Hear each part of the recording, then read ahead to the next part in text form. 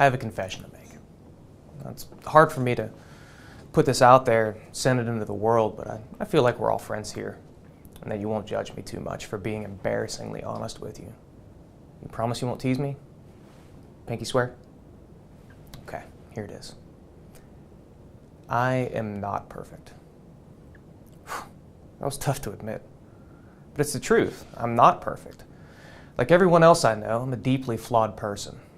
There are many things that I don't know, and in fact, there's so much more that I don't know than there is that I do know, in the greater scheme of things at least. I work hard to always do the right thing, to be empathetic to the people around me, to help those who need my help, but sometimes I just don't live up to my ideals. I am not perfect. Why is that so tough to admit our flaws to the world? In this age of personal branding, everyone wants to put their best face forward so they can rise up in the ranks of their careers, be the envy of the neighborhood, and get noticed by society. They put a shiny gloss on every aspect of their lives and then tweet it out, hiding the dirt and clutter and messes in a closet somewhere. Now, it's important to make a good first impression, but in my humble opinion, this is one of the big issues facing not just millennials, but almost anyone trying to advance in their careers and social circles. We're putting the sizzle before the steak. We're focused more on the packaging than the actual product.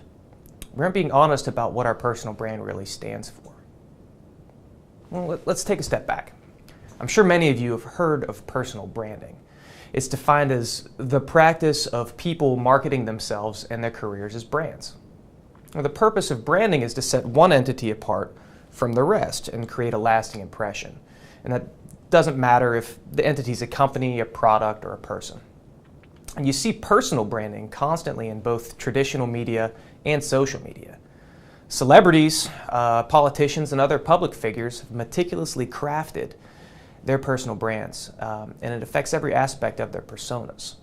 The clothes they wear, the car they drive, and the phone they use are obvious elements of their brand, but it's also about their speech patterns, hand motions, and their positions about what's going on in the world and what they have to offer it.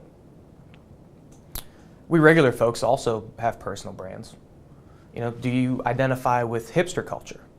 Are you a corporate suit and tie guy? Are you clean cut and by the books, or are you rebellious and maybe a little rough around the edges? Democrat, Republican, or independent? Are you an artist, an introvert, detail-oriented, or a dreamer? These can all be aspects of your brand. Personal branding is basically unavoidable, but the concept of creating your personal brand to advance in business, politics, or social settings, that suggests that success comes from your packaging and not the content that's inside. So the real question is your personal brand defining you, or are you defining it? Now, I've read many differing opinions on the importance of creating a personal brand, but I want to give you my 2 cents. Are you ready? Okay, here it is. Be true to yourself. Identify what the best version of you looks like, and align your actions and goals to work towards becoming that ideal you. Make that your personal brand. Don't just fabricate a character that looks good on Facebook.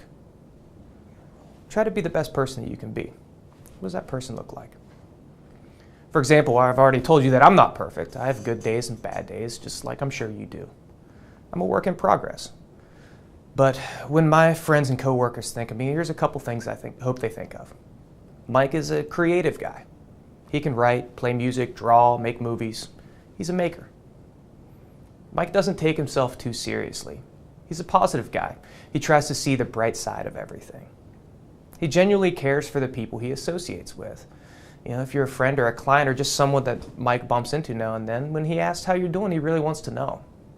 He's honest, empathetic, and works to earn your trust. He leads by example. He won't ask you to do something he wouldn't do himself. He works hard and invests himself in his work. He wants everyone around him to be successful. So if you know me, then I hope at least some of these bullets ring true. Those are some traits I want to be known for. However, I didn't manufacture this list in order to elevate my status socially or financially. These are just things I want to focus on because I think it'll make me a better person, a more valuable friend, coworker, leader, member of our society. So, does your brand feel authentic? That's the personal brand I'm working on. but it's so much more than just me trying to make a lasting impression on people for my own benefit. It's me being true to myself and working towards the best version of me. It's the person I want to be when I shut down Twitter and log off Facebook. And if that's how others see me, great. But it's more important about that's how I see myself. So why did I tell you all this? I want you to take a hard look at what you're projecting as your personal brand. And more importantly, why? So does your brand feel authentic? Are you defining your brand, or are you letting your brand define you? That's my challenge to you this week. Thanks for watching.